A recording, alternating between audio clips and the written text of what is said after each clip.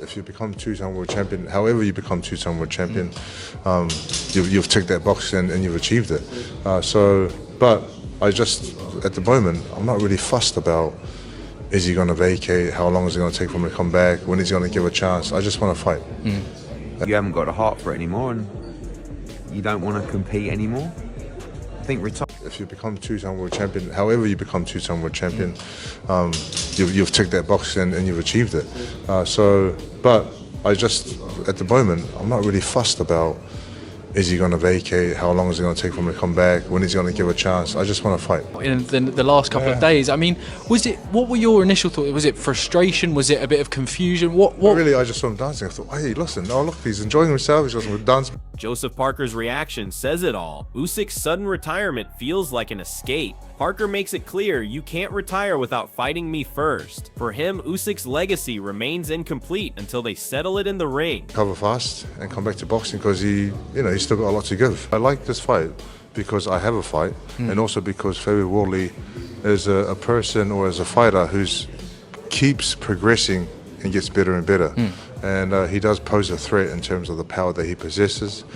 And he wasn't winning the. Now, Adam Smith shares his perspective on Usyk's departure. Adam Smith praises Usyk, but Joseph Parker fans see it differently. Usyk leaving now feels like unfinished business. Parker's form and hunger make him the real heartbeat of the division. Without Usyk facing him, that so-called incredible legacy looks half-written.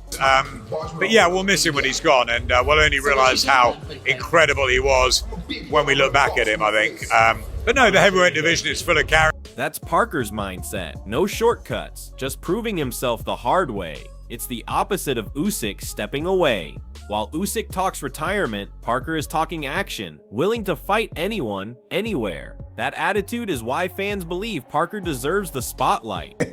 I just want to go out there and perform. Yeah, I just want to go out there and showcase and put on a great display of boxing.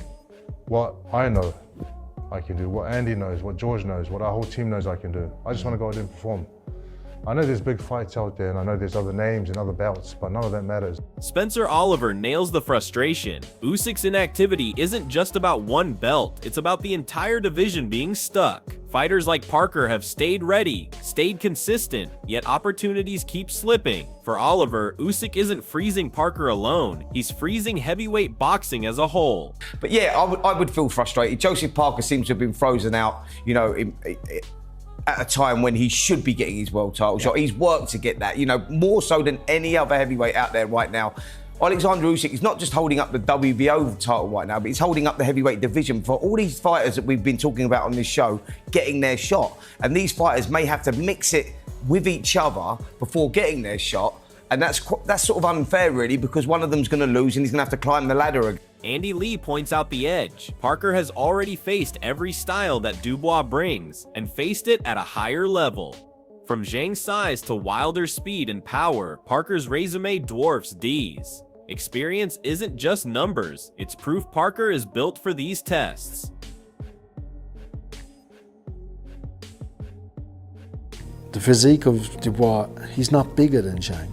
He's not as fast as Wilder. So Joe's faced all these things that Dubois has, but not to the same extent. You know what I mean? That's the great thing for Joe, that he's been in there with these big punches, he's been in there with these speedsters, he's been in them southpaws.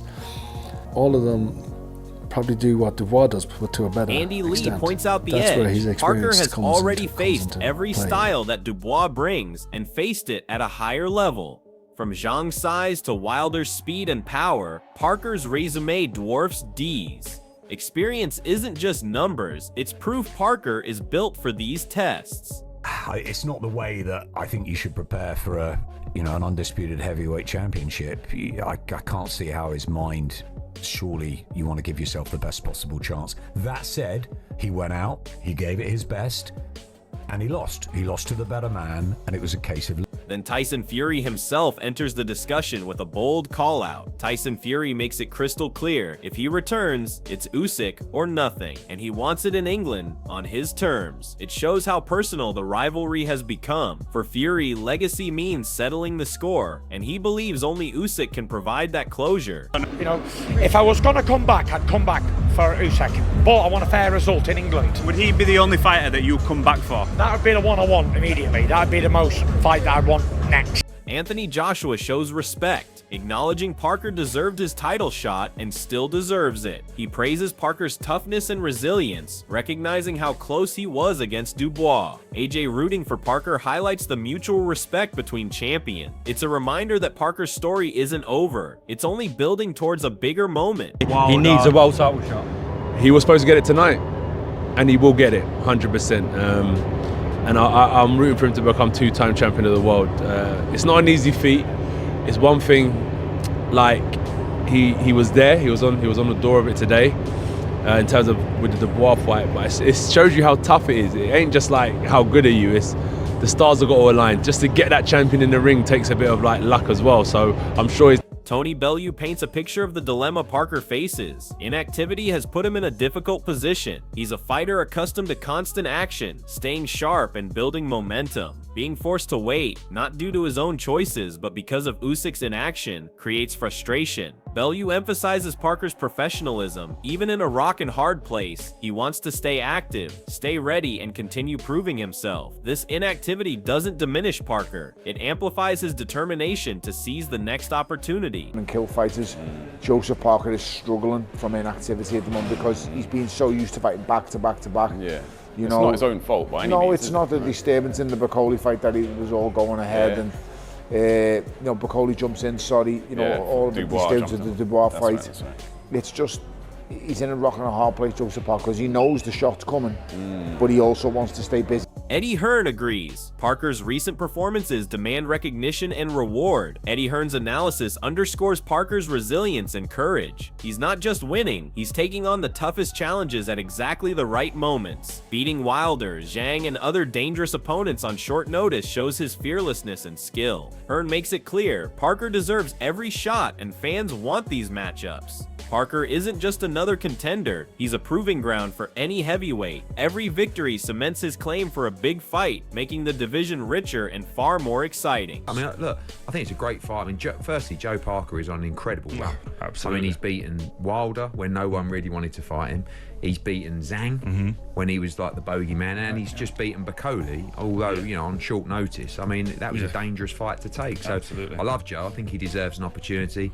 Joe against Dubois, Joe against Usyk, Joe against AJ. They're all great fights.